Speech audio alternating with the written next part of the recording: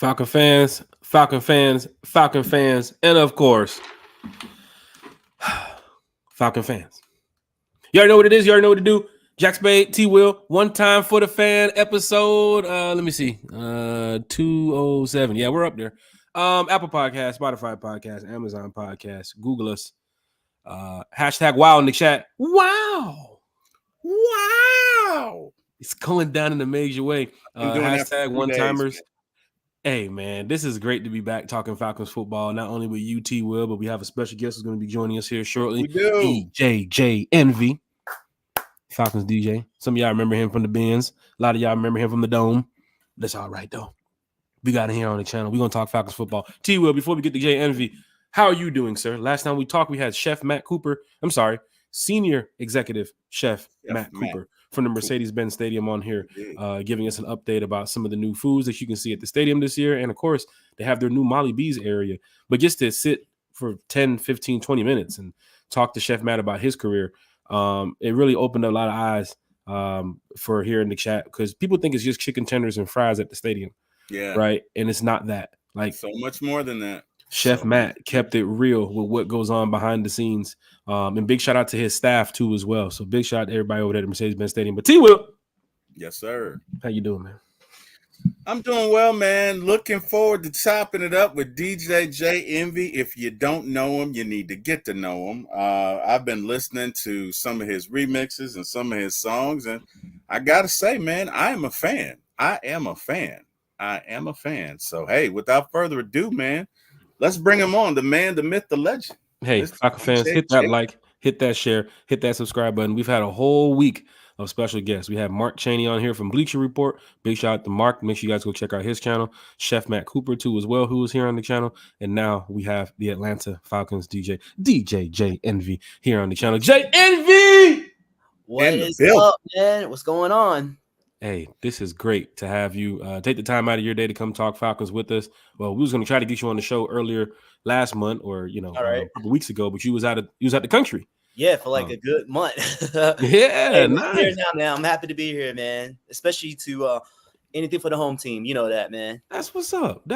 How was your trip? Bro, it was my first time in Asia. So we did a whole Asia tour, like Vietnam, which is where my parents were from. And then Thailand, and then Korea, bro. For me, I'm like a foodie, so obviously I'm Asian. I love Asian food, so to be able to go there and taste it straight from like the motherland, it was dope, man. It was a dope experience, man, for sure. Now I'm guessing because I've traveled before too as well. So the food prices over there are probably extremely cheap. I'm guessing, right? Because here in America, I mean, you can pay a meal is like what $10, $15 now from McDonald's now, right? But bro, I guess like super cheap. It's crazy. I'm gonna tell you this though. So like in Vietnam and Bangkok, so I was over 2 weeks, not counting transportation, not counting flights or hotel, none of that. Just food and eating like a king and paying for everybody. I spent less than $100, dude, for like 2 weeks. Yeah, like that's what we spend on dinner and drinks in Atlanta for one night, So but I would say though, Korea is a whole nother level. Though Korea, their prices just as high as us, man. But yeah, man. Money in Vietnam and Korea and Thailand, it goes far, bro. Like you literally live like kings and queens there. So anybody in the chat, man, if you ever had a chance to go to Asia, especially Vietnam or Thailand, man, that's the place to be, man. Bro, I'll be surprised if you spend more than a couple $100, man, on food there. Yeah. Well, let me go ahead and start planning my trip for Thailand. Let me know, man. I'm gonna hook you up with the locals, man. I love traveling, man. You know what I'm saying? I just came back from South America too as well, where I enjoyed myself, man. But for me, I know, I see, man. I'll be seeing your IG story. I'll be like, yo, where's this man at now? Everywhere, wherever you be sensitive of your location though, bro. It'd be just like a little every once in a while you'll put where you're at, but a lot of times just like the plane picture or the airport picture. Well, one thing I do, JMV, of course, with the podcast and just being who I am, I try to post things when I'm already away from the area, right? So that way, if I go to Havana Club tonight, I might post Havana Club when I'm leaving the club. You feel what I'm saying? So that's anybody smart. gonna roll up on me like, yo, Jackson Havana Club, we finna pull up. Nah. I done left about 30 minutes ago. That's I done smart. left about 30 minutes ago. You speak from experience, man. I got you. We will. We have Jay Envy here, man. We're gonna ask him some questions. It's like it's Falcons fan talk because you know what we do with the fan talk. But it's kind of like an interview too as well. Because Jay Envy, we have a lot of questions for you, man. Hey man, I'm ready, man. You do a great job not only with your music too as well with the DJing, but you are a diehard Atlanta Falcon fan. I was born into it. You know, I'm born and raised in Atlanta. So like it's in my blood. You'll never ever catch me in another jersey if it's not Atlanta. Mm-hmm. If it doesn't say Atlanta on it, even if it doesn't say Atlanta on it, I'm not wearing it. Basically, I like that. So, that's the type of fan and friend that I'm looking for right here. I love that. To just be a part of one time. For absolutely love that. Going forward, I got friends who will wear like blue polo shirts and then put on like the Raptors hat or like put on like the Lions hat. Like it goes with the outfit. No, bro. No. The loyalty is where it lies. So I'm telling you right now. But yeah, I see behind you got a sneaker collection. Behind this door right here would be the Jordan sneaker collection. So I see you got a lot of little custom swag back there, man. What's up with the sneaker collection? It's a lot of Iverson, man. Like growing up, like my favorite player outside MJ was AI. Because to me, I feel like AI was not the greatest player ever, but he changed the game. So the NBA as we know it today is because of AI. So like I rep from afar. You never catch me in Philly jersey or anything like that. But as a player, I respect the man and I enjoy the game. For sure. Braves, Hawks, Falcons. I'm guessing. Correct? Yep, that's it, man. That's it. The only thing that I never obviously Atlanta and Georgia.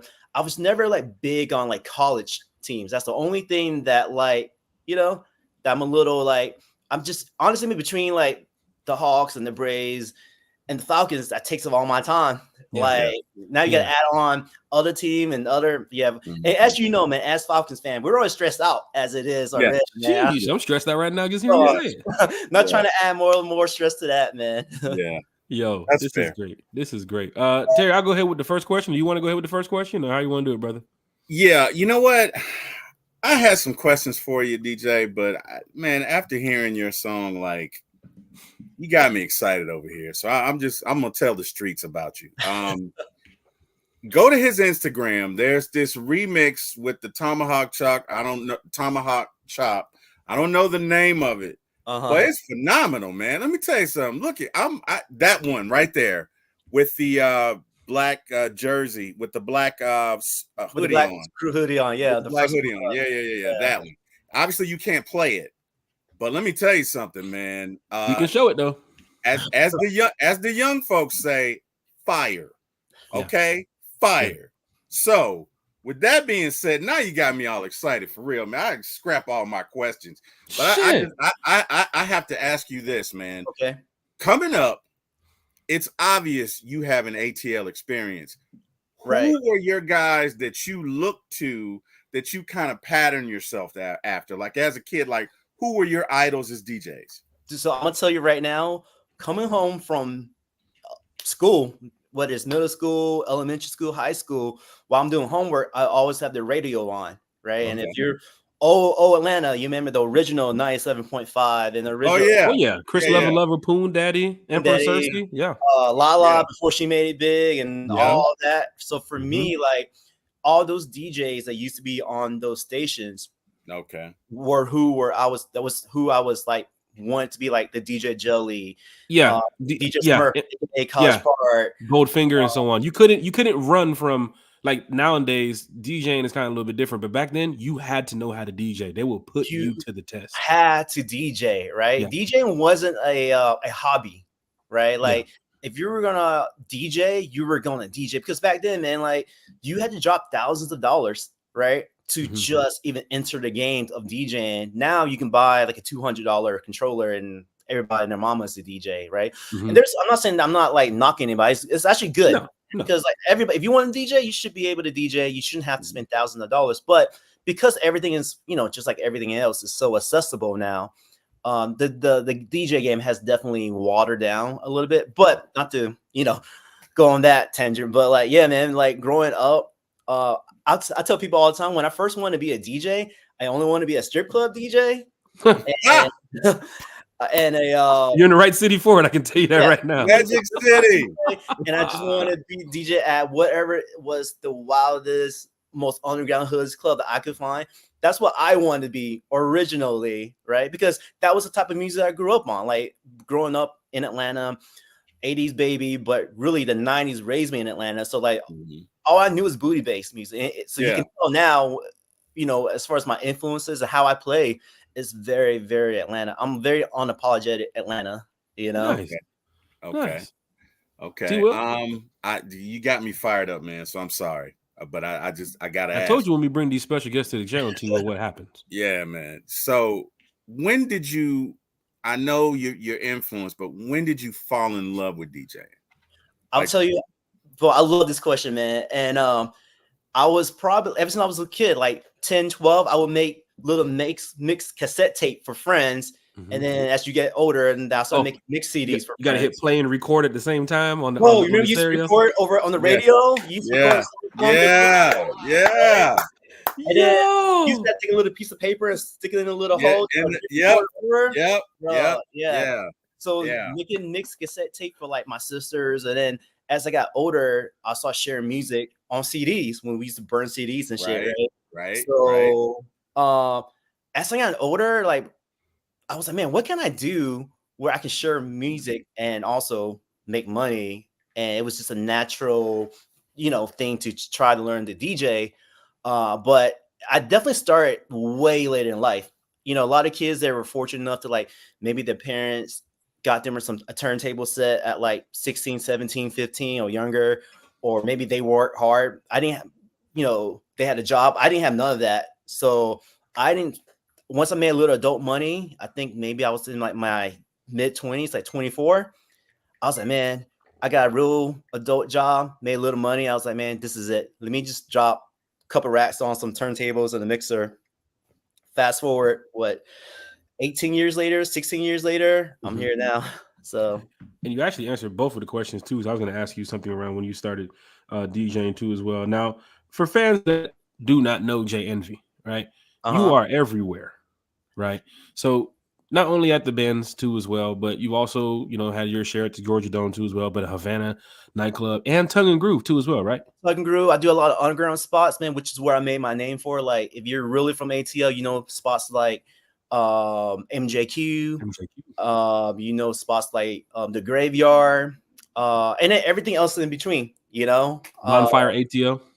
Yeah, all of that, man. Like everything. I mean, once you've been fortunate enough to DJ and for 18 years, you play everywhere at some point. And I think one of the things I'm like fortunate enough to do is like, obviously my first love will always be like hip hop, and especially Atlanta Southern hip hop. But because I also listen to everything else and do everything else, it allowed me to, do a lot of different types of venues. Just going over, I know you have a crew of DJs too as well that you rock with. You want to give a shout out to them too as well? Yeah, man. Shout out to my Cobra crew, man. Black Morris, Sofa King Evo. We started off DJing at the same time, so we throw a lot of underground Atlanta. Like a party we do every month is called Down and Dirty. I do a party called Southern Hospitality at MJQ, and both parties are our love letter to Atlanta. It's like everything Atlanta, man. Like the thing is, man, Atlanta, whether we love it or not, is changing, right?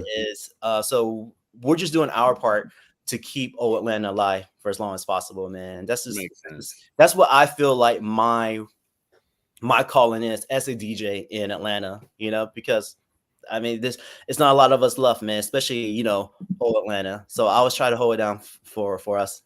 I love how Jay just said he's trying to represent for old Atlanta, because people coming up right now in new Atlanta, they forget about old Atlanta.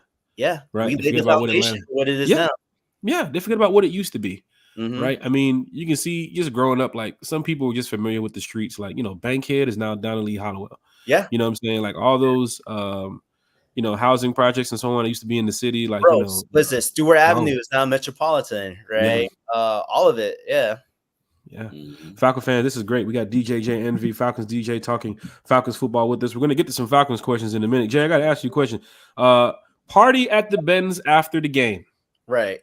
a lot of fans don't even know about the fifth quarter. Bro. Right? Because if you're sitting in the 200 level or the 300 level or even some parts of the 100 level, you won't be able to be a part of the fifth quarter, which happens inside the clubs, or I believe, the club lounge area, which is on the field level. But just explain the fifth quarter. And as soon as the clock strikes 0 at the end of the game, Jay, you over there cranking up the tunes, man. I'm telling you, I done seen you DJ that crowd inside the fifth quarter. Them fans don't even want to go home, bro. Hey, man, that's my goal, man. I don't know, the management might think otherwise, but for me, man, that's if I can go for 3-4 hours straight, I would, man. Yeah, man. If I'm being honest, I'm gonna say the fifth quarter party at the Benz, is the Atlanta best kept secret, in my opinion, right? Because especially when we win, man, especially when we win, in the club, man, it's just crazy, man. The energy's high, and all I'm doing is I'm just playing the soundtrack, man, for these W's, man. So like when we win, man, there's no other drugs for me that will give me that high. You know what I'm saying? Because music and DJing, music and DJing, but it's not just that, man. Because like a lot of the folks are down there, they're paying their hard-earned money, so they're real fans. They're not. Like, not saying there's not real fans in, but like a lot of them have to save for months and months or whatever the case may be just to be able to go down there. And it's a privilege to be down there, especially. So if you spend your hard-earned money down there, I want to do the best I can, man, to rep, especially when we get that W, man. And you know me, my song, like I'm like, again, it's all Atlanta. That's all you're gonna get, man. Like I no swerve to any of the other DJs that do anything there, man. But for me, this is Atlanta. So when we win, you're gonna get Atlanta. You know, like I'm not gonna apologize for that. So we gotta put the Atlanta counter tracker on the bottom of the screen there, Jay. You've probably mentioned Atlanta like 100 times here. Hey man, I'm gonna try to hit 300 before we get off. For Falcon fans in the chat, this is great. We got DJ Jay Envy, Falcons DJ talking football, and some music with us too as well. Where in the world is Jay Envy? So places outside of Atlanta that you have DJed. I just posted a video that you was in France DJing too as well. I DJ a lot in Germany, maybe once or twice a year. I haven't been back in a couple years since COVID's been this big crazy thing. I haven't been back. Actually, I've been back maybe 2 years ago, right after COVID. But there, and I'm really I'm everywhere on the southeast region for sure. And we tried to. The crazy thing about like in Europe, bro, they love Atlanta. Yeah, like they love the music, they love the culture, they watch the Housewives. But for us, because we live here, so we're just like, this is just everyday thing to us. Like, and I tell people a lot, man, like, the same set that I play here is cool. People have fun, but I play that same set in Europe, bro. They go crazy because that's what they see on TV and that's what they hear, on the radio or their playlist or whatever it is. So yeah, man, it's crazy. Like I made a whole living just. That's why I'm so grateful to be from Atlanta, because Atlanta has given me all of this, and that's why any chance that I can give back and put Atlanta on my back, I'm doing it. This is great. This is great. Talking Falcons football, Jay. Even when you went to France, we tried to set up because we throw parties on the road for the Falcon fans. Bro, yeah. We tried to get you to come out to Paris. Or sorry, not come out to London. It was London, game last year to help us with a party. Bro. He was like, "Nah, I'm in France, bro. I got it." I'm like, "Wait a minute, hold on. Jay Envy's he's DJing in France." So I came to get him over here in London. Strictly just to watch the game, right? Yeah. And then a couple of people, you guys was like, "Yo, come do it," and I was like, I can't even promise because I caught the earliest flight back from France to come back to London for the game, and I missed maybe the first 5 minutes of the game, so there's no way that I could have made it to like the pet rallies and the after parties and all that. But that's my one regret. Looking back at it, I would have canceled the gig and just rock it in London with you guys. That's my one regret for sure. Don't get me wrong, I had fun in France, but looking back, seeing the videos, all the homies that I came with. Yeah, they could have came to France with me, but they stay in London, and seeing all the videos and seeing everybody repping Atlanta, bro. Yeah, I was definitely having FOMO for sure. Atlanta fan base is strong. That's what we try to do with the Rise Up Tour fan club. We should try to push it to another level so the NFL fan base and the NFL teams can look at Atlanta and say, oh, shit, they have a fan base. I know people know about the Steelers and Cowboys, and we'll talk about that shortly. But Falcons have a fan base, and we're going to get to that in a minute. Big Low Country Sports says, shouts out to Jack Spade. He whipped me up on the golf course today. Sheesh. Hey, Country. I'm trying to become a scratch golfer, right? So I apologize if I took it too serious today. But golf is my game right now. That's my new sport right now. I love golf, right? So big shout out to Big Low Country Sports. Faced a couple birdies today, saw a couple pars, and even Country has some good shots too as well. Jay Envy, it's kind of crazy when we do the chat, and we try to catch up to the chat when we have a special guest. Hey man, I'm on here for it. Nice. 3 Dirty Terry. I know you got another question coming up here. We're going to get to the chat, and if you want to go ahead and get your next question ready for Jay, we're going to talk some Falcons football in about 10 minutes here. So 3 Dirty said, peeping the shoe game. Definitely peeping the shoe game. Yeah, man. Jay, it feels like even now, right, your energy just resonates. It feels like you have a love for not only Atlanta, but hip-hop in general. And Southern hip hop especially. You can feel that. It's palpable coming across the screen. So when you go to these shows, right, and you're doing these gigs, like, do you have to calm down before you go out on the to do the show, or do you have to get hyped up? Like, to me, it seems like you're ready to go right now. Like, if I call, it's like, hey man, we got so and so, you'd be ready to go right now. But just for the audience, tell us what's that like for you? Real talk, man. Like, I would say that every day, just a regular basis day, I'm pretty chill, pretty laid back.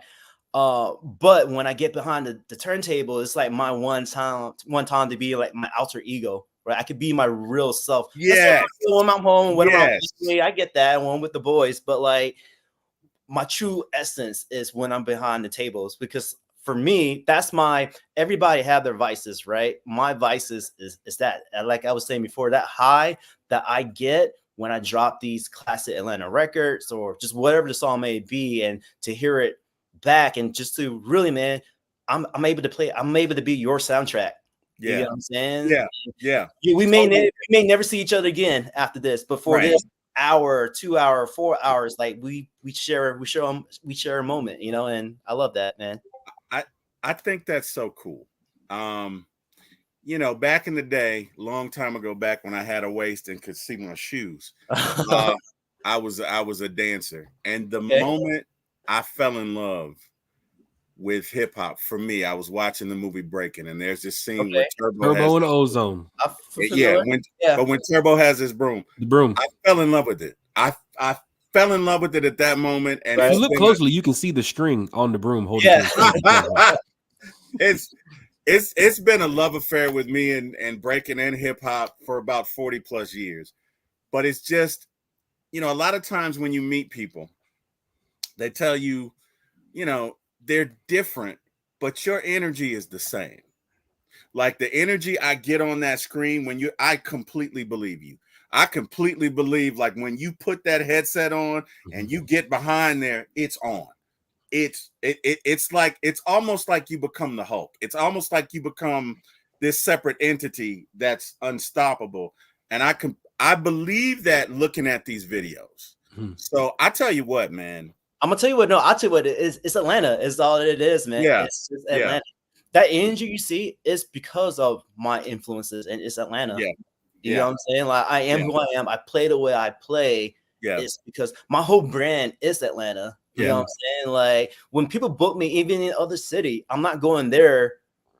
Obviously I'm going to switch it up a little bit, but they're still getting Atlanta. Yeah. You know what I'm saying? Okay. So I'm not trying to be like, an all-around DJ and I'm gonna play all this and play all that. Like, I have my moments where I do that, but I'm gonna give you Atlanta I'm gonna give you some type of Atlanta no matter what set I'm doing. You can throw me in Berlin at a techno EDM festival. I'm gonna still throw Atlanta in there somehow. Some way, somehow. Right. So, and I have a feeling, with some EDM, especially going back to old Atlanta, you might make some Travis Porter in there, some Rich Kids in there. Oh, what's up? You never know. That's my freaking anthem, man. Yeah, like I think Rich Kids What's Up, maybe TI-24. If you look like on Serato, there's like it shows you how many times you play a particular song, bro. Like those 2 songs may top all other songs that I've ever played. I believe it. I believe it. Mark Cheney's in the chat said 5th quarter never knew about it. He said the Hawks too. I don't think the Hawks have a 5th quarter. I'm gonna say no that I am aware of. I mean, I'm sure like people still stay behind, and I'm sure the bar, in the clubhouse stays open a little bit, but I don't think there's like an actual like party like we do at the Benz. Yeah, and for fans that do not know, if you're sitting once again in the 200 level, in the 300 level, anywhere outside of the 2 clubs, Delta and Mercedes, on either side, once the game is over, you have to exit out the stadium. But for fans in that club, they're partying for another hour with a DJ like DJ Jay Envy. Delta might have their DJ on their side, but I believe there was one time you were DJing what Quavo walked over there and jumped on stage and just grabbed the microphone. That I think my biggest one was definitely JD. JD Jermaine Dupri. That was a good one. Obviously the 50th Atlanta hip hop celebration. That may have been for me. Like obviously we go to games all the time, but as far as top 3, actually it might be top 1, man, because it wasn't just because we won and it was against the Saints, but bro, it was the one time where in Atlanta where you felt the whole city came together, bro. Like, like I used to say when we beat the Seahawks for that NFC championship, I thought that was a big game, but that had been number 1 for me for a while. But now going back, I think for sure this recent one was probably my favorite one. In the Seahawks game, you was the DJ, correct? So the one we won, the one I'm referring to was when way back then. Okay. But the recent one that you're referring to, that one. The future game. Yeah, I got in trouble for that one. I think I never loaded up on Future, boy. I tell you, I never got the official word, but they actually called me and was like, "Hey, bro, we might need you to sit down a bit." Not even that, man. They told me to sit out that game, dude. And what was so funny about that was I posted on Instagram just like my playlist of what I was going to play, and I was going to play it, but it was also kind of like a joke as well, too. Right? It was all Future, wasn't it? It was all Future. Right? I remember that shit. And this was at the old Georgia Dome, actually, bro. It wasn't even at the Benz yet. Yeah. And, yeah, man. And then so I posted on IG thinking that only my friends were going to see it because this little old me. This is a few years back, and I was like, I might get a couple of laugh, LOL, and we get a kick out of it and whatever. The city took it serious. They took it serious. I went to sleep, and I woke up, and my Instagram was crazy, going crazy. It wasn't just like like my friends were posting it, bro. It hit every lifestyle blog out there. It hit every single like big sports media, like Sports Illustrated, ESPN. I remember that they were doing it, bro. I knew I don't know if you can curse on here or not, but I knew I fucked up when I love it. That's what One Time for the Fan is all about, people. Bro, I knew I fucked up when they were doing an interview with our head coach at the time, and they were like, "Yo, so we heard you told Jay Envy." Oh shit! This was on ESPN. Yeah. Oh, right. So then they were like, we heard that you were asking the DJ to play Nothing But Future, and he's like, "No, I would never allow that, whatever." And when he said that, I was like, "Fuck yeah!" I remember that game, and Falcon fans, I remember that post he made too as well, and fans were just giving you requests of what to play. Because that was a moment where Atlanta represented for Atlanta. That's why I talked about earlier this season about Russell Wilson not coming to Atlanta. Yeah. And for fans that was saying, "Oh, he's going to come to Atlanta," you hear Jay Envy right now speaking about that situation. Yeah. If I'm Russell Wilson, that junk went viral. He remembers Atlanta. Yeah. Right? They're going to play. And I wouldn't be surprised week 1, you're going to hear a lot of Future remarks. You're going to hear a lot of free bands remarks coming from that side of the field because people want to get in Russell Wilson's head. And that was the thing that Falcon fans were looking at for that game. How can we get in Russell Wilson's head? I mean, Seattle had a good team that year. They were coming to the Benz. Yeah. But wait a minute. We had a DJ that can play anything.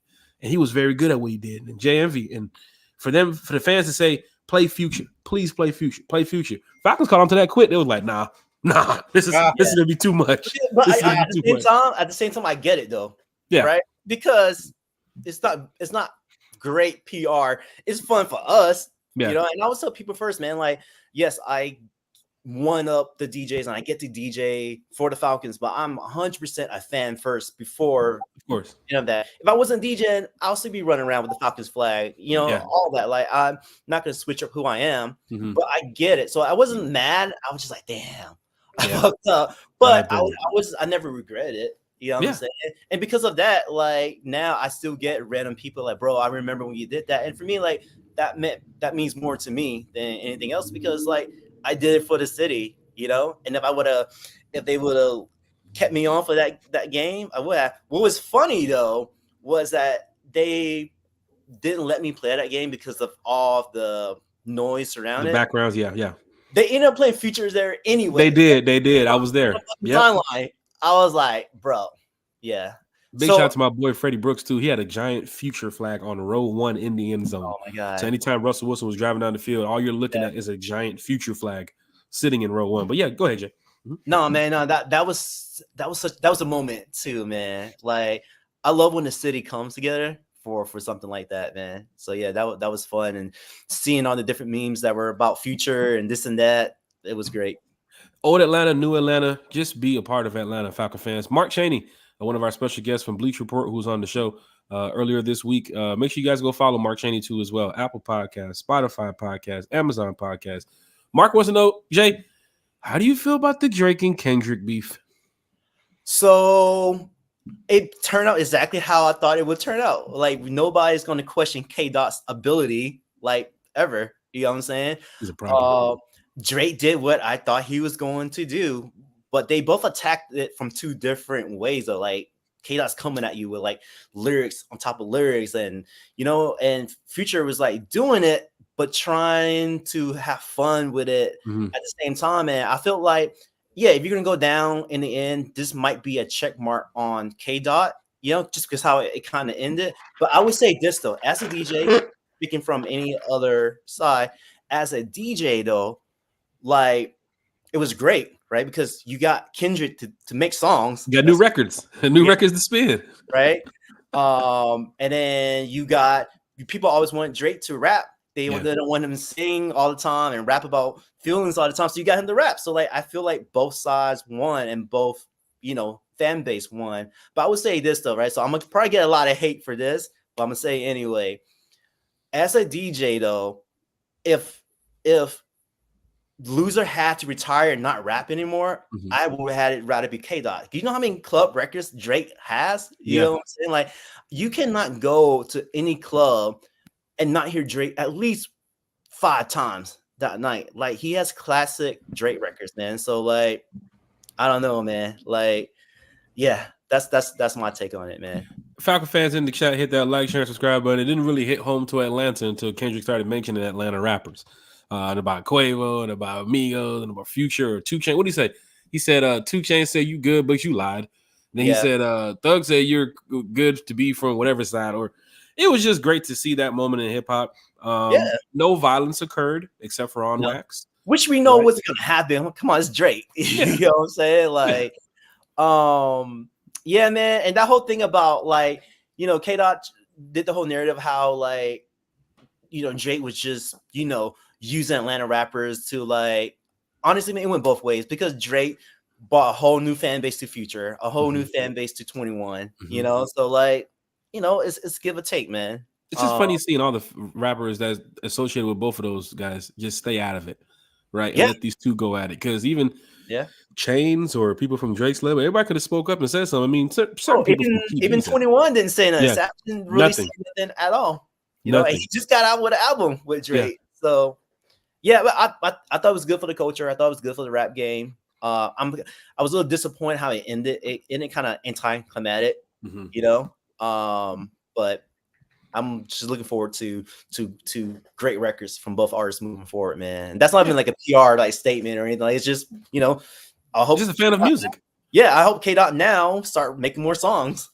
You know. How is the record when you play it though? To Not Like Us, is it a banger when you play it? Dude, yeah, it is. Everybody doing that this dance. They're doing their West Everybody do Coast the dance. Mac Dre Everybody dance. know that OVO ho, Yeah. line. People chanting that. Like he actually beat Drake in that sense that you were expecting Drake to make a club diss record. Yeah. But he didn't. K-Dot was the one that did. So yeah, man. Yeah, I played it actually last night at Havana, and it went off. And I also played a Drake record afterwards. Just some like, I forgot what it was. Just some, clubby Drake records right afterward, and went off too. So like the fan, there's not like people making it like this is like Blood versus Crips or something like that. Is the fan just like enjoy the music? It's just music, and then for me as a fan, I'm cool with it. I can vibe to both of it. I don't have no dog in the fight. Yeah, I'm a fan, bro. Exactly. Doesn't do anything for me. You know what I'm saying? It gives me a couple extra records to play, but like I'm not losing sleep at the end of the night. Like, but I think it's easy because social media just exaggerates everything nowadays. So it is what it is, man.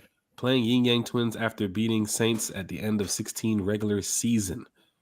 Because the Saints, they got Yin Yang Twins as one of their featured artists for their songs. Which is kind of crazy, right? I always thought it was crazy. I'm not going to say names or anything, but I always thought that was crazy. But at the same time, I get it. These artists still got to get their money. You know what I'm saying? Like, it's like, I saw all the hate that went with it, and I get it. I don't know if I could ever do it, right? Oh no, but I get it. These are artists. So if the Falcons aren't going to book the Yin Yang Twins to play, and someone else did, they're going to go to the money, man. Like they're artists. What do you expect them to do? Yeah, you know what I'm saying? Like what the Falcons should have done is found out and booked them instead. Yeah. Because now the Saints are taking it year after year after year, and when for fans that go to New Orleans, bro, they play that song constantly. Twins, bro. That's their livelihood. They're artists. Yeah, They're artists first before they're fans. You know what I'm saying? From that perspective, Falcon fans, hit that like, hit that share, hit that subscribe button. Terry, you have another question before we go ahead and get to a couple Falcon questions here?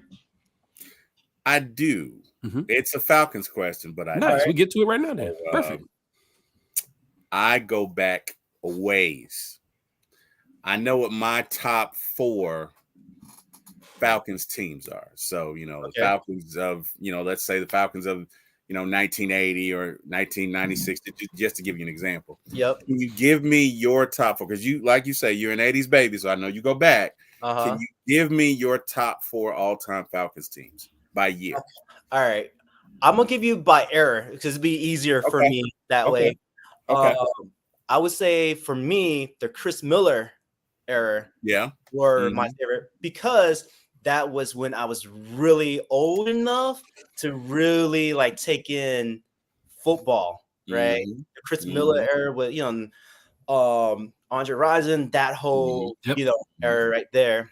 And then it will have to be next is the Chris Chandler era because Super Bowl, right? That's right. And then we got an ass beat, right? But like seeing the Falcons go to the Super Bowl is like wow as hell. Like nobody expected it. Nobody expected it. No one expected it. Yeah. And then after that, it will have to be the Michael Vick era. For me, that would be probably my favorite era of Falcons football. It was watching. I mean, I don't have to say, we all know who Michael Vick is and how he plays and everything else, but it was just exciting. Like, even though we were losing, it was still fun to watch. Like, people were still tuning in to watch, And I feel like for me, we never had like, we had Deion Sanders, but then like for that generation, for that era, Michael Vick was it. Like, we didn't have a lot of, like, believe it or not, Atlanta doesn't really have a lot of superstar player in a lot of different sports. We are now. We starting to like, people are starting to want to come to the city to play, but to get Vic and for what he represented and how he changed, the game, in my opinion, it's kind of like an AI moment, like you mentioned earlier. Dude, that's how I actually compare the two. Like, that's why I like AI, and I feel like Michael Vick kind of fall in that same lane as well. And then last it would have to be the Matt Ryan era. I was waiting for that one. I was like, you're not going to put Matt Good Ryan there? Oh, no, I'm telling you right now, it would have to be Matt Ryan for two reasons. Again, Super Bowl, for better or for worse. But that was when I first got signed on to be a DJ for the Falcons and went to training camp, got to meet him, and then and just what that whole team represented as well. Yeah. At one point, we were the greatest show on turf for that season. Oh, yeah. Bro, that season we were playing lights out. Yep. I think it's the eighth highest scoring offense all time. Bro, we didn't need no defense. That offense, we was up there. We needed defense at the end of that 2016 game. Yes, we did. But I mean, yes, right. But during the season, we came in confident that we just got to outscore. We didn't need. Yeah. You're right. That was a weird day too, because I was in Houston for the game, and I'm down there, and Falcon fans are everywhere. I remember just driving down from Atlanta, going down 85, passing everybody in Alabama, Mississippi, New Orleans, getting to Texas, seeing Falcon fans everywhere. Yeah.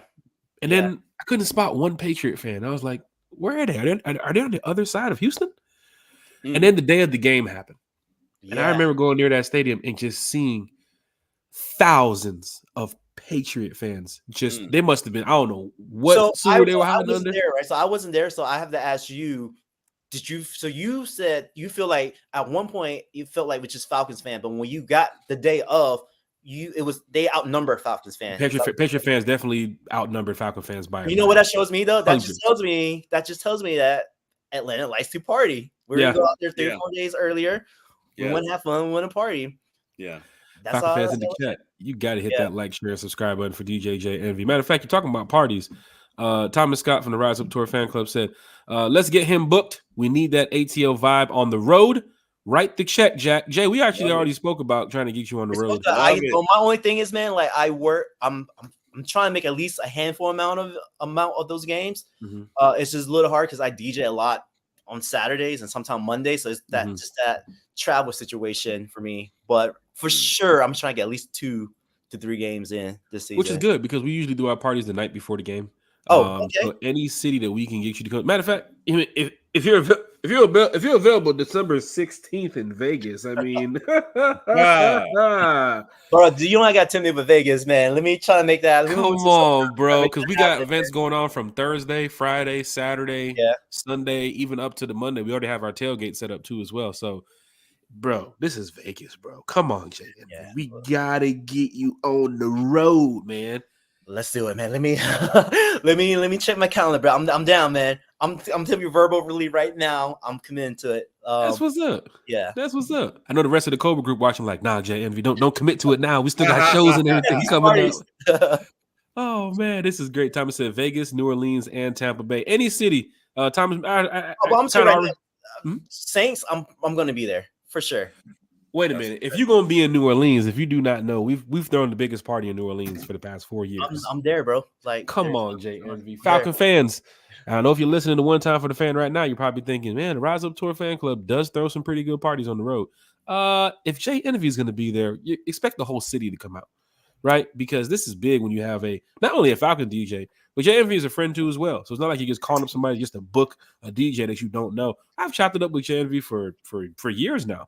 As being a good friend too as well. So Jay, you see right here on the screen, man, the Falcon schedule is up. This year we're loaded with some pretty tough games in the beginning. And then around the middle, end of the season, it's kind of like an easy stretch for Falcon fans. They're hoping that they can get some winning streaks going.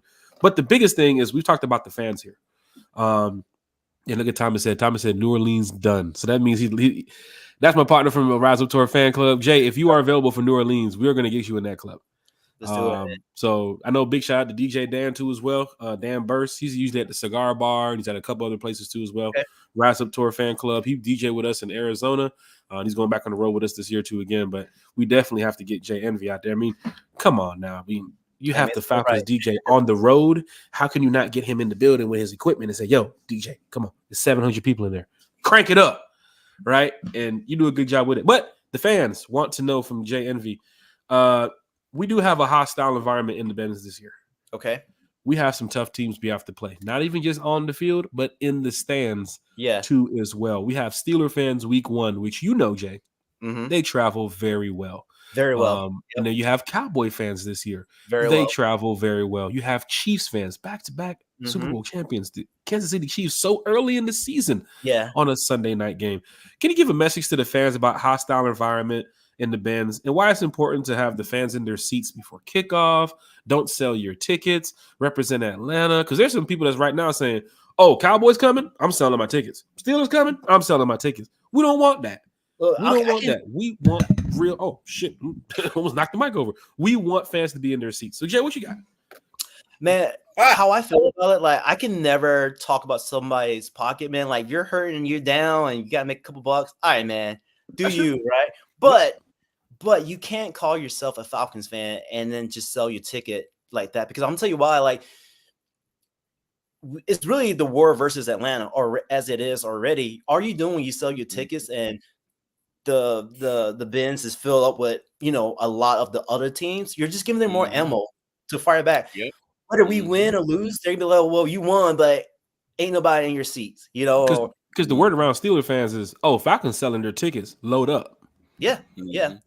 But and you know, and a lot of those what I consider legacy teams like the Steelers and the Cowboys, not only do they travel, their fan base also live here in Atlanta as well, because we're a city of where people come and live from everywhere, you know. So like you got to defend the stadium, you know, you got to defend NBS. So like I like that. You got to defend NBS. You see what Jamie over here dropping dimes of knowledge on us. Jesus Christ.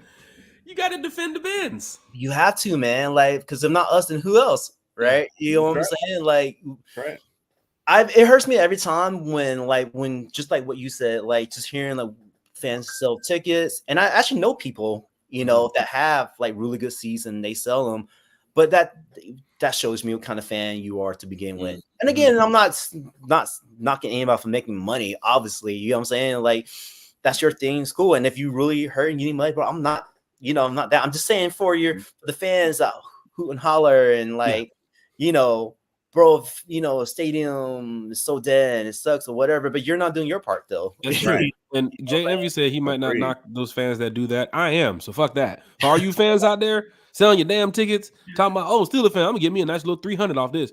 Fuck that. Get in your seats. Get in your seats, represent this team. But big shout out to Jay from what he's saying. There are some fans we don't check pockets. Over here on One Time for the Fans. So we do not know who needs this extra cash. Maybe your phone bill coming up. Maybe your rent is due.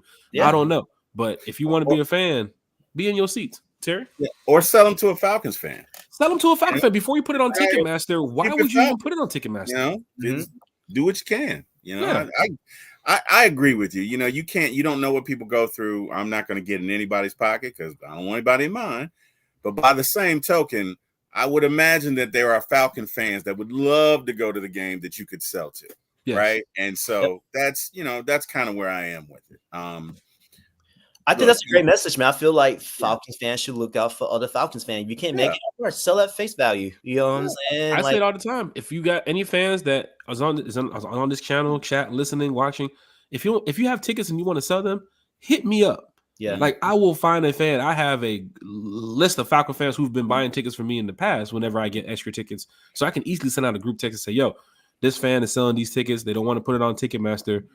Look out for them. And next thing you know, somebody's going to say, I'll buy it. But if you're over there talking about 2,000 for row 32 in the 300 section, maybe you can kiss my ass. Everybody won't do that. But also looking at the schedule this year, we have a lot of hostile environment games in the stadium. But for fans that want to go to their first Falcon game, they're looking at the schedule this year saying, damn, there's some pretty good teams. Jay Envy, if you was going to the stadiums here, I mean, I know you'll be there, but if you was a first-time fan going to the first game here in Atlanta, what game would you look at to go to as a fan? It's such an easy answer. And I feel like you already know what I'm going to say. But if you want real Atlanta Falcon, true essence of Atlanta, you got to go to the Falcon Saints game. Falcon Saints, yep. Like, you have to. I know it feels like it's an easy answer, but it's not. It's an easy answer. It's the only answer. That's really. The essence, right? Because you know what, like it's hate week. You know. Yes. It's hate year, Jay. It's hate year. Yeah. From January 1st to the end of the year is hate. That's true. But it intensified that week, right? Yes, it does. And I love it, and you know, like I was taught shit about New Orleans and the Saints because that's what we do, right? But you know, it's also because like Atlanta is culturally rich and also NOLA. You know what I'm saying? It smells a little bit more on that side, but their culture, there's a lot of rich history over there too. So when you have two amazing cities like that come together and for a game is dope. But if a fan's asking me what game I got to go to, you got to go. No matter, you know, and I'm preaching to the choir basically, but no matter if our record is you fucking and whatever at the time that's our Super Bowl game. No, regardless if we make it to the playoffs, or not, that's our Super Bowl, regardless, you know. So for me, like that's the only game I would, if I had to pick one game, that would be the game. Terry, what game would you choose, Terry? Bro, he gets it. Like, I mean, how do you follow that? Like, honestly, how do you follow that? Okay, so he took, I mean, and for any just diehard Falcon fan, that's the number one answer. That's the only answer. But for the purposes of the show, I'll pick another one. If it's me, I'm gonna say the Cowboys. Just because I have a cousin who is a diehard Cowboys fan, and I'd love the opportunity to talk shit to him and tell him they suck and watch him. I love watching fans when we beat them leave our stadium. There's nothing better. There's nothing better than a dejected fan. That's you I love more than that though.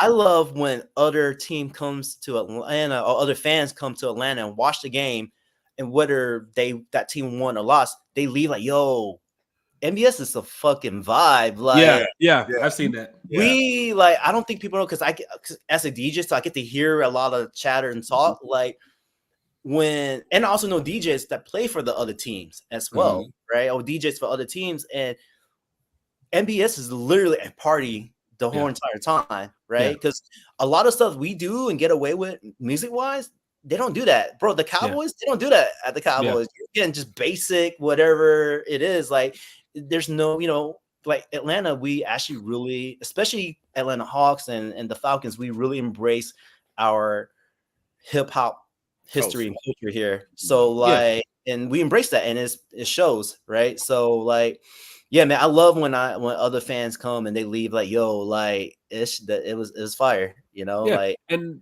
for was it Sir Foster at the Hawks who does he did the organ. He played the organ for a while. Organ, every time I go in the Hawks arena, you might hear the organ playing. It's like, I know that song.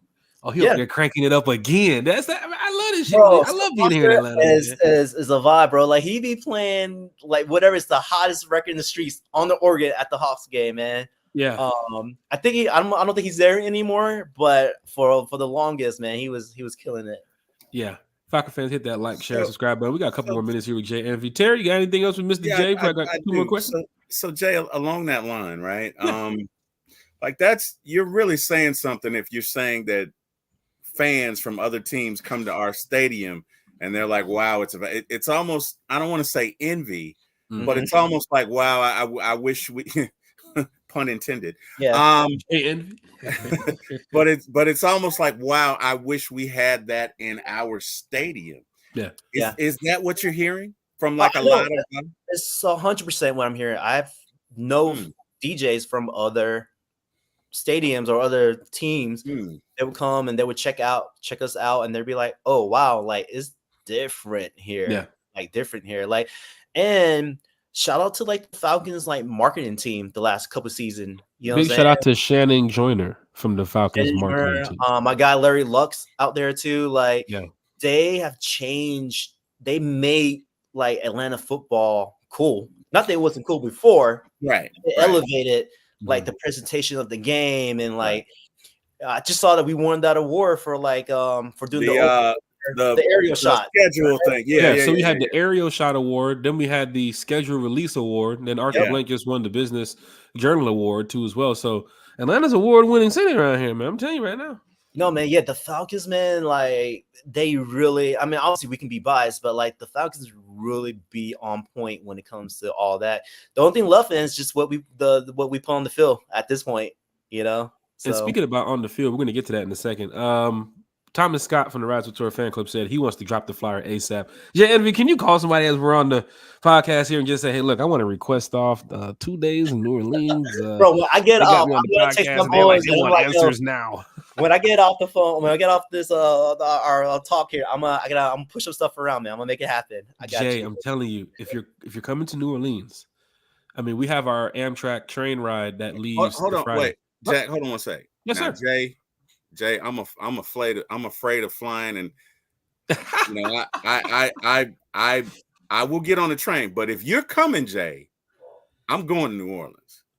So don't play with my emotions. Hey man, if you're going, let's do it. It's happening. All right. Look, okay. Look, Falcon fans, y'all saw what we did in New Orleans the past couple of years. All right. You know we've taken over Razoo's 5 years straight. Even during COVID, we took over Razoo's too as well. Everybody was in there wearing their masks, doing social distancing, but the DJ was still playing. It was actually pretty cool. But for Falcon fans here in the chat, if you are heading to New Orleans, it's possible. I'm not going to say just yet, but it's possible. You might pull up to the party and hear DJ Jay Envy on the microphone. It would be great if we can have that happen. If not New Orleans, Vegas, Carolina, any game that you go on the road, Jay, you will be rocking with us. We're going to roll out the red carpet for you, Jay. I'm telling you right now. Hey, man. Rock the red and black carpet. Bro, I know you guys are involved. I already know it's A+, man. So yeah. You don't gotta convince me. It's going down in a major way. And you talked about the team too as well. I know Falcon fans are excited. Kirk Cousins, some of the new additions too as well. Michael Penix, the draft. For you, Jay Envy, because you've been a diehard Falcon fan, you talked about the different eras of the Falcons team that you were so proud of.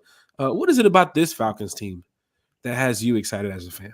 I think, man, just being honest, man, I feel like the last couple of seasons we were excited coming in, but it was a lot of uncertainty, right, at the QB position. Here, I feel a lot better, and I'm excited about this season because we have a proven QB. Like, it's not like, well, let's put him out, let's see how this pans out. He's expected to perform at a high level, right? So, like, what really last year, like, we were excited for him because of the disaster that was the previous season. So it's kind of like, well, let's see what he got. But now it's like, bro, like, it's Kirk Cousins. Like, you can hate how it went down, the transaction, what we pay, but he's here now. Like, so, and I think I saw someone else, man. He's been, like, he's been like a top 13 QBs for like a long ass time. Yes. You know? Yes. And he's our best option right now. Right. So, and then even with Penix, like, bro, I thought that was an amazing sign, right? Why would we not take him? Because look, Cousin might have 2 or 3 seasons, right? He may play at 4. I don't know. You know what I'm saying? But if he plays 2, guarantee, right? At least we have somebody in the back pocket ready to lead this team next. So, like, So again, the one thing with me, man, is like I'm not a coach, I'm not a GM. You know what I'm saying? I can't tell you how we could get in. You know, if we had issue with the salary, how we gonna do this and that. I'm not that person. I'm the kind of guy like, bro, you can put a fucking high school team and you got the Atlanta Falcon logo on, and then I'm gonna support that team. You know what I'm saying? So, like, I'm not gonna waste my energy like hating on a transaction or, you know, a sign-in or anything like that, man. With that, to answer your question directly, I'm super excited. I'm probably more excited this season than I have been the last couple of seasons. Which is actually good because fans, there are some fans like you, Jay. They know they're not the GM, they know they're not the coach, but they go hard on social media about bashing the team. I say, bro, I don't comment. I see it. Just keep scrolling. I see all of it, bro. I see all of it. I just don't be trying to, like, you know, I'm trying to keep it political on my end on that aspect. But yeah, I see all of it, and I'm like, I get it, right? Because that's what Facebook and that's what Twitter is for. Like, you know, you speak your mind. There's nothing wrong with that. But in the end, these guys are the GM for the reason and the coach for a reason. And as fans, we're going to have to support whatever product they put on the field. Like, that's just what we do, you know? And if you don't like it, you can always just choose another team. You know? So, like, yeah, man. I'm going to support whatever we do, man. But I am more excited this season than I have ever been. Falcon fans, hit that like, share, subscribe button. Go ahead, Terry. Jack, I love this guy. Oh man, Jay knows what he's talking about. We talk Well, music, DJing, Falcons. We can go shoes right now if you want. We can get another subject up here. let me tell you something. My dad would say that. Mm-hmm. My dad would say, look, we live in Atlanta. So whatever team is playing, that's who you support. Whether they're 0-12 or 12-0, that's who you support. My dad preached that since I was very small. Yep. And so, he didn't support, if you came to his house, well, we support the Falcons. So I don't know what game you're going to watch. Right. But we watching the Falcons. And that's how he was. So it's refreshing to hear just a diehard fan that's like, you know what, the product they put on the field, I'm going to support it. Just tell me what time to be there. I'll show up. That's the kind of energy we need. Yeah. That's what we need in the bins. We need more it's third Jay down. Envys in the bins. I'm not trying to be profile. Everybody stand up. Make as much noise as you can. Make them have 3 or 4 offside false start penalties. That's the kind of energy we need. You know what I mean? I love it. Man, hey, just tell me you're going to New Orleans, man. That's all I was like. I'm so hyped for that trip right now, man. I don't even know what to do, bro. I'm probably gonna make my Hey, we can make it happen. I promise it's gonna be the party of the century, man. So I mean, we've packed it out. Yeah, Our parties usually start about 5:36, and the general manager will call us about 4:45, close to 5, and say, "It's packed in here. How are you guys gonna get in?" And a big shout out to Drake London's family too as well. Because even Drake London's dad called me. He was like, "The line is long. How do I get in here?" And I said, "Don't worry about it. I got it." So we went over to get the general manager, went through the side door, brought Mr. London and his family and crew in.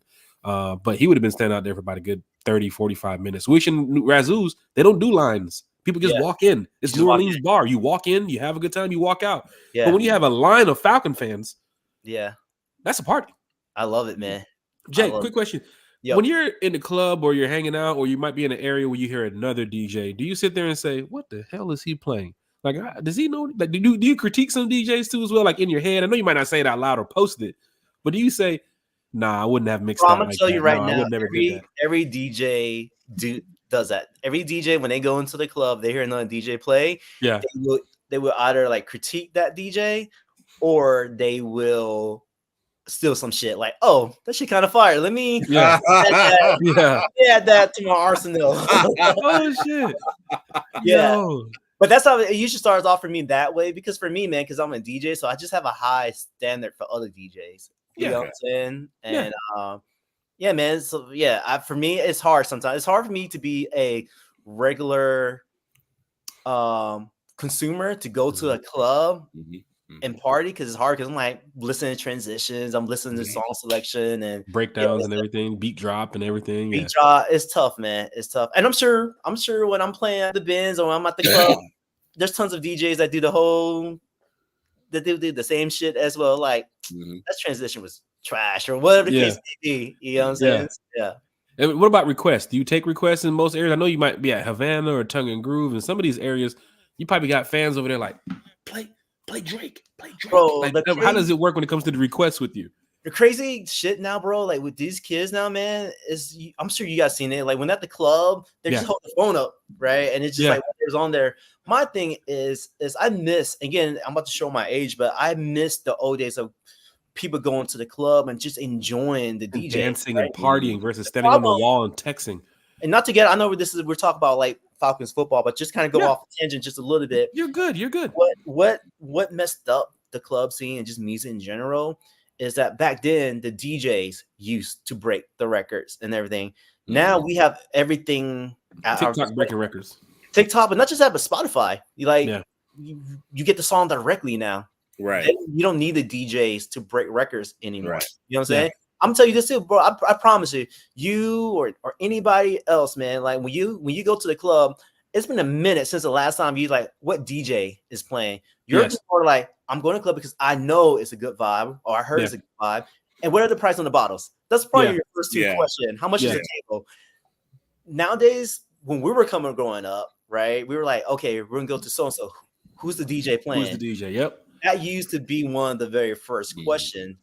With Spotify and Tidal and just DJs or a lot of DJs just DJing because it's just a hobby. It's just fun for them for a couple of years and they just disappear. You know, so there's the protecting the art of DJing and what it means is kind of out the window now, man. Yeah, unfortunately. But that's why you still have that's why you see a lot of older DJs still holding it down, because you can't argue with real talent. You know. My friend just texted me. He said, "Are there DJs that just play the record and act like they're spinning?" Bro, Not a Virtual Pro DJ came out and everybody went crazy on it when Virtual Pro. I would say yes. Does that happen? But you probably see that more often on like bedroom DJs and DJ that streams, right? I'm not saying everybody does. I'm saying if it does happen, it will happen during that time. It's kind of hard to do that, to play like a pre-mixed set at a club or anywhere, because you're constantly reading the crowd, like, so it's hard to make a pre-mix because you don't know what crowd's going to show up at that time. So that is true. And Falcon fans, once again, hit that like, share, and subscribe button. DJ Jay Envy is here. Falcons DJ, talking Falcons football and talking about his career too as well. So for fans that might have seen Jay Envy in the past at the Georgia Dome or at the Mercedes-Benz Stadium, I'm guessing this year you'll get a chance to see Jay Envy again back at the Mercedes-Benz Stadium. Terry, you have any questions for Jay? Because I have one more, and then we're gonna get him up. I do. So DJ Jay Envy, it's Super Bowl day. All right. Falcons are in the Super Bowl. Okay. There are 30 seconds left. The opposing team, whoever we're playing, is driving. We are up by 7 points. They throw an interception to AJ. He runs it back, touchdown, game over. Falcons are going to win the Super Bowl. You are in the bins because, to the Falcons fans who can't go to the Super Bowl stadium, there's a party in the bins. You're the DJ. Of course. What's the song you're playing? Oh, wow. When the confetti drops. Oh, what's up? Oh, what's up? That would be touchers, but I'm going to tell you what, I would go a little bit more aggressive with it because I would just be so hyped. It would probably be Trillville. Whoa. Level. Whoa. Big shout to Don P. Big shout to Dirty Mouth. Big shout to Lil LA, man. Whoa. Now let me ask you this: Falcons win the Super Bowl, right? How long are you going to play? Because that's going to have to be a party, like, bro. I would imagine they'd have to. They wouldn't call if that happened. They wouldn't call that party. Obviously, it's not going to be Atlanta, but they wouldn't call it fifth quarter. That shit might have to be like ninth quarter or 10th quarter. Okay. I'm not. Yeah, bro. We're partying all night. For sure. Atlanta fans are waiting for that day because they know, I think other fan bases know, Atlanta United parade was decent. The Braves parade was decent. But when the Falcons win the Super Bowl, God. You're talking about celebrities. You're talking about parties that day, the day after, the parade. So, I'm going to say this, man. And I know this might sound like a hot take, and it doesn't meant to be. I'm just biased, bro. But when the Braves, when they win their World Series, whenever the Hawks ever get to a point where we win a finals, right? Hopefully. But Falcon win the Super Bowl is a whole nother level, though. It is. It's a whole nother level that cannot be comparable to anything that the city can do. You know what I'm saying? Like, if you think of like moments in Atlanta history, like the Olympics, freaking like Falcons win a Super Bowl would have to be up there. And again, it's not like I'm not trying to have a hot take, and I am biased, but like you keep it real, bigger than a Braves winning World Series. Bigger than the Dogs. This is just me, my opinion. Like, just because I know the city, because we've been so long, right? And not only that, we've been the way we lost the fact, bro. When we finally get there, man, oh my God, I've already told my boss, don't look for me for a week. I might even be dead if I live past the party. Think about this though. When we lost the Super Bowl, right, the recent one, it was dead in the streets for like a week. It was bro. It was like a funeral. Yeah. So imagine the other end of the spectrum. Oh my God. Imagine the other end. God. Spectrum, right? Oh my God. If that's one end, then the opposite of that, like the whole city would. Oh shit! Excuse me. It's gonna be a party like we've never, like, bro.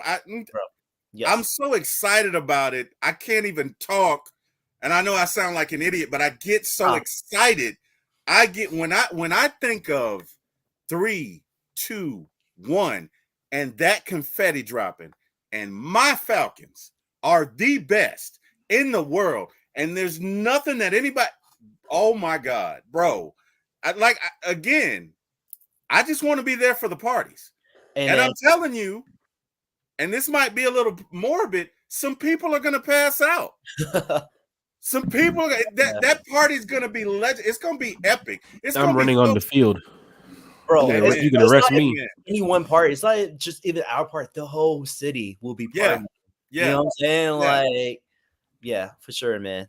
Yeah. Jay Envy, 2 quick questions for you, and then we go ahead and wrap up the show because we were about 4 minutes away from our grace period of time. All right. Jay, Kirk Cousins, Bijan Robinson, Drake London, Kyle Pitts, Jesse Bates, Grady Jarrett. Listen to these names that I'm saying here because they're Falcon players. What player on the team right now that has you like, man, this dude is going to be crazy this year. He's going to go all out. Fans need to be watching this player. Looking at this roster, you can name a couple players, but who are you excited about to have on this team? So I'm going to give you the quick 2 answer. I know I got a few minutes left. The obvious answer for me would have been Bijan Robinson, but I'm going to change my answer. He was number 1 while you were asking me the question, but like number 1 for me will have to be Drake London because I think this is going to be his coming out party, right? There's no more excuse. We have a real QB, right?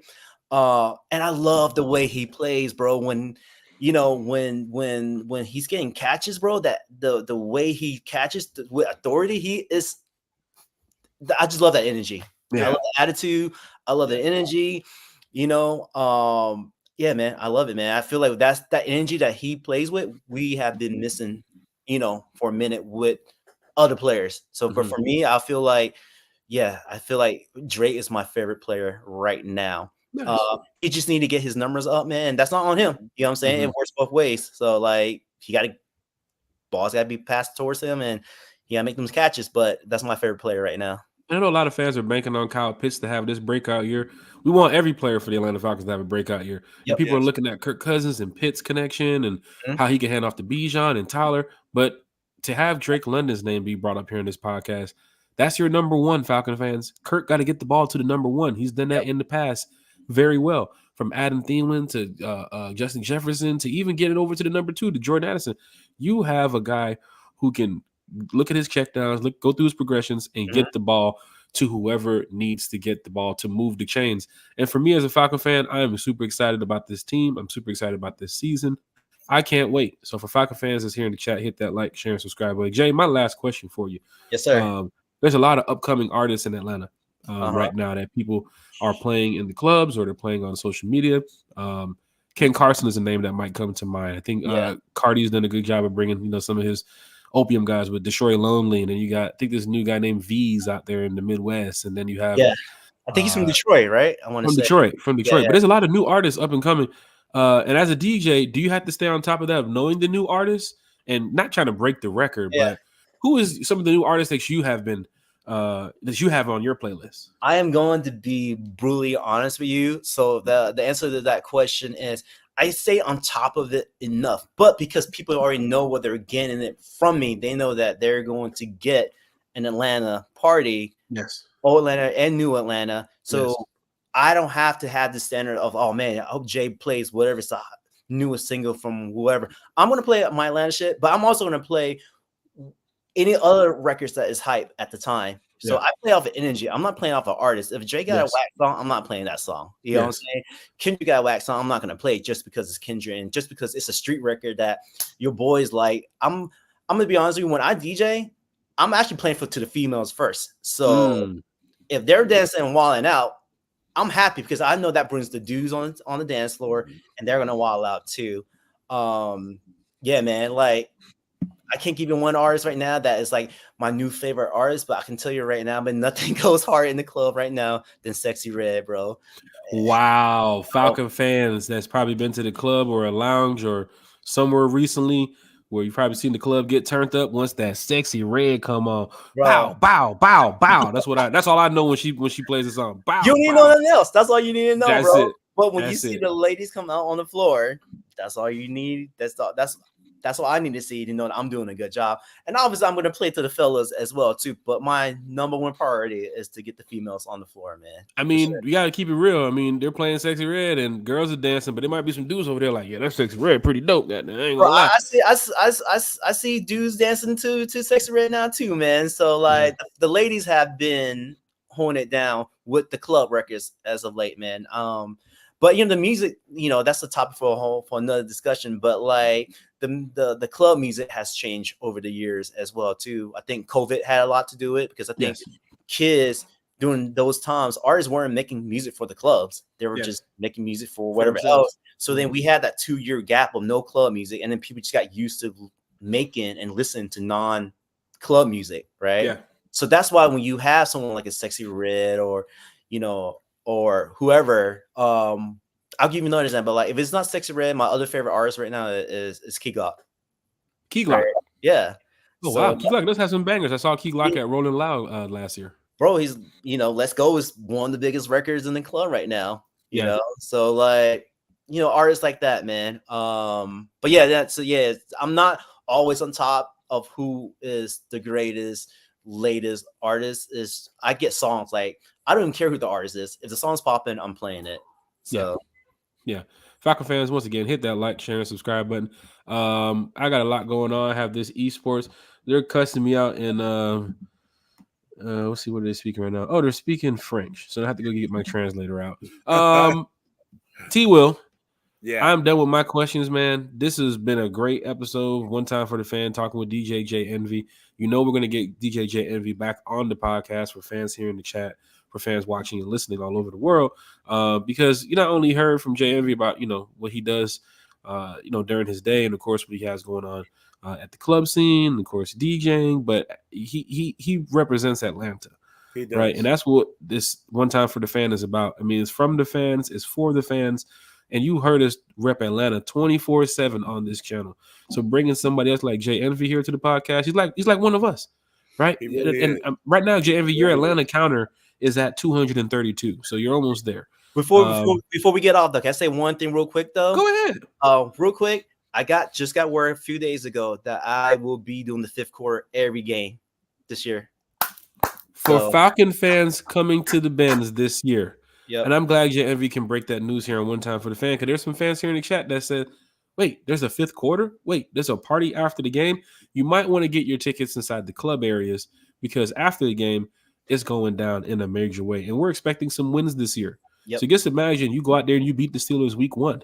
You beat the Chiefs week 3. You beat the Saints week 5, and there goes Jay Envy spinning the tunes, getting fans lit. Because I'm telling you, when that clock strikes 0, it's probably I don't even think there's a 2 or 3 second delay. Jay is literally sitting right there. As soon as it hits 0, bam, music cranks up, and it gets loud. It gets loud. It gets live. Fans are lit. Terry, once again, man, this is great talking to Jay Envy. Do you have anything else for Mr. Envy before we go ahead and wrap up this podcast here? One last question. Yeah, and Jay, obviously, I'm a fan. I love what you're about. You obviously have a love for DJing, a love for Atlanta, a love for hip hop. And I would say you're about that life, as the young folks say. Shit. Why you say young folks like that? Why you put it out there? Because I'm old. You're showing your age now, Terry. We talked about that outside the podcast. My face shows my age. Okay, so do you have a concern when you leave the game? Like one day when you put DJing down, do you have a concern as to who you're going to pass what you've learned on to? Do you have anybody that you mentor? Because like you say, the game is changing. And what you have and the values that you have, I can see you're about it. Do you have a concern, or are you just totally the opposite? Like, what are your thoughts on that? I have a concern, but my thing is I am willing to give knowledge to anyone that wants to talk. Like, yeah. But the thing with these kids these days is, you know what I'm saying? Not even that. I'm telling you another thing real quick here is that a lot of us older DJs, we learn because we all had mentors. A lot of these kids are DJing, they learn from YouTube. Yeah. Right. So Right. there's you learn the technicality of DJing, but you don't know the business. You don't know the Right. etiquette that Right. comes behind it. You know Right. what I'm Right. saying? Yeah, that's. I'm here. It's like literally here. Is if there's anyone listening right now that want to talk about DJing and wants to learn, need advice, you know, I'm here. I'm always here to give free game because I do want to pass knowledge on to the next person because I'm here where I'm at because other people has guided me. Pass that knowledge on to you too as Me, well. right? But unfortunately, we live in a do-it-yourself era generation, which is good for a lot of things. People scared to ask questions. People are scared to ask for information. Yeah. And as YouTube University isn't everything. Shit. You know, and It's not. Isn't everything. It's not. You know, because DJ, you got to have a soul to DJ. You know what I'm saying? I think a lot of people just want to DJ because it's a hobby. And you just, I'm just blending two songs. There's more in that. You know what I'm saying? So, there's so much more than that. And then anybody can DJ, but to be a DJ that I don't know that has a purpose. You know what I'm saying? Like you have to connect. You have to have an it factor, in my opinion. You can't just because you learn how to DJ doesn't mean you're a good DJ. Like I feel like you have to be just like artists, like not just DJ, but like a rapper and singer. Like just because you can sing doesn't mean you're gonna go and be the next big thing. You got to have the it factor. How to describe what is the it factor? It's undescribable, but you know when that person has it. Yeah. And Falcon fans, once again, hit that like, share, and subscribe button. I remember a friend of mine. You speak about YouTube University. I had a friend of mine who I was over his house one day. He was cutting the grass, and he has a stepson who's about, let's say, like 18, 19 around there. And his friend that was on the porch listening to music, and we go over and we start talking about the music they're listening to. But his stepson's friend turns to me and says, YouTube has taught him everything more than his parents. And when I heard that, that was years ago. So this kid is probably like 25, 26 now. Yeah. But when he said that to me, I turned around and I said, holy shit, they really believe that. Like, you can't really change that. Like, that's what they believe. The youth out there is like, hey, I'm on YouTube 24/7. So if it teach me how to cut the grass, if it teach me how to do DJing, if it teach me how to throw a football, they will do that. They won't go to the classes. They won't go ask somebody who's been doing it for 20, 30 years. They will try to do it themselves. And I don't knock them for that because it's cool. But to hear that a young man of his age say that YouTube taught him more than his parents, I'm guessing Jay Envy has probably seen or heard something like that too as well. Jay Envy, you probably seen some DJs that's like, why don't this guy reach out to me? Why don't he just talk to me? Why don't he just? Dude, sometimes I even question myself, like, am I doing something wrong? Am I not? Like, because for me, it's like, bro, I'm willing. I want to pass the knowledge on. You know what I'm saying? Yeah. But it is what it is, man. I think a lot of DJs are just too cool.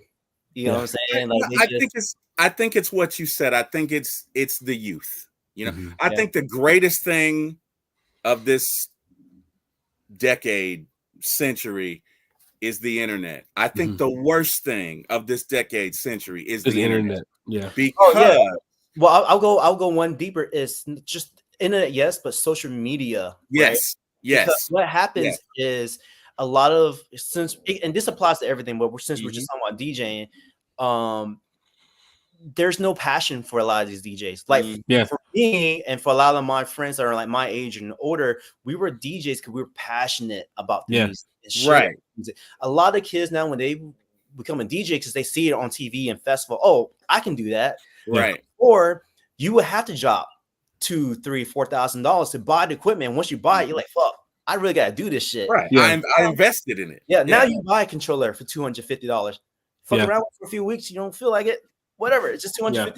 Right. It's like, fuck, I gotta pay this $4,000. I gotta make something happen with this now. But on top of that, like, if you don't have the passion for it, it doesn't matter, man. Because and I think a lot of kids these days, and I've seen it, and I'm not speaking for everybody, exception, but like a lot of people just DJ because it's cool. You know, you get to be the center of attention for a few, a little bit, maybe holler some girls or whatever, or dudes if whatever. Girls love the DJ. They love the DJ.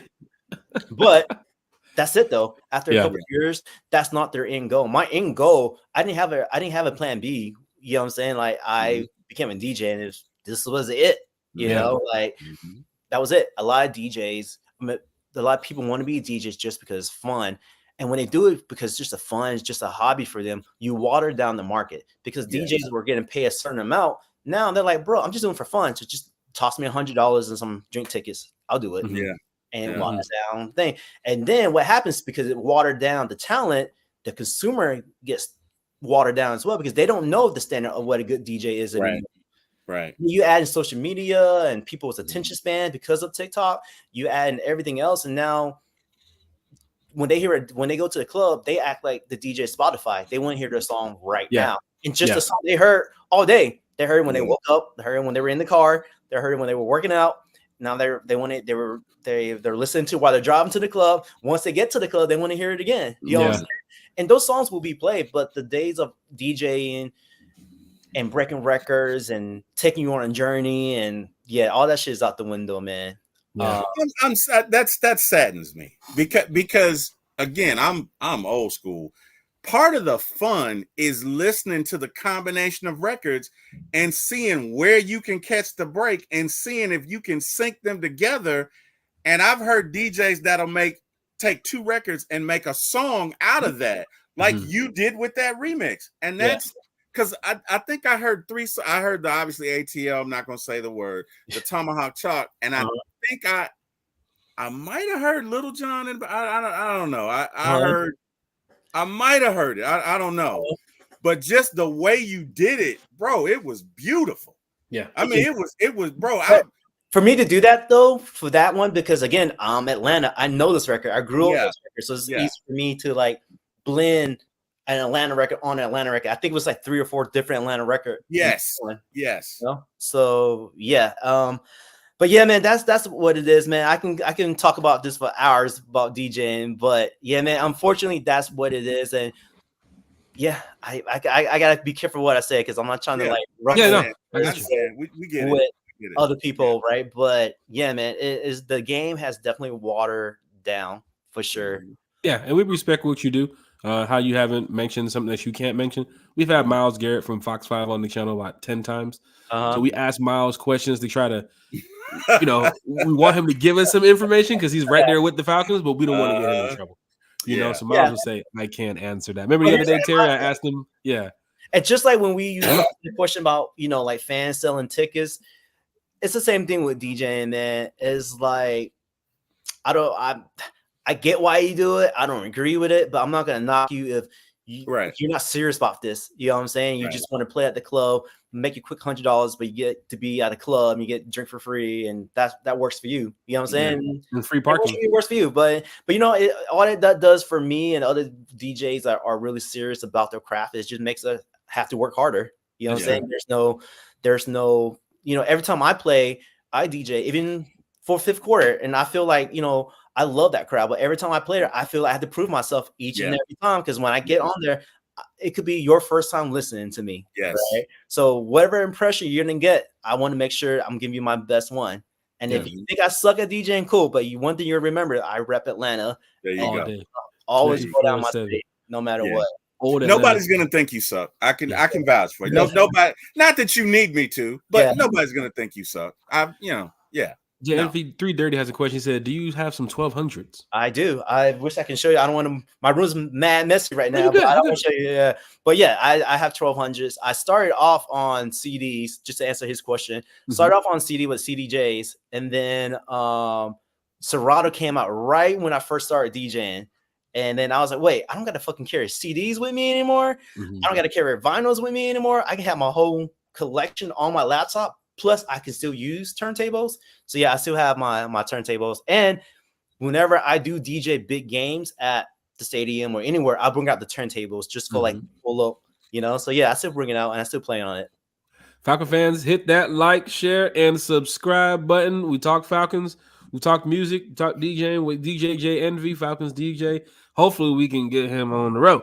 Now, Falcon fans, once again, we do thank you all for being here on this podcast. We went a couple minutes over the grace period, but that's what we do here at One Time for the Fan. We tell the special guest, Jay, you'll be in here for 30 minutes, 45 minutes. Then 2 hours later, we're still talking Falcons football.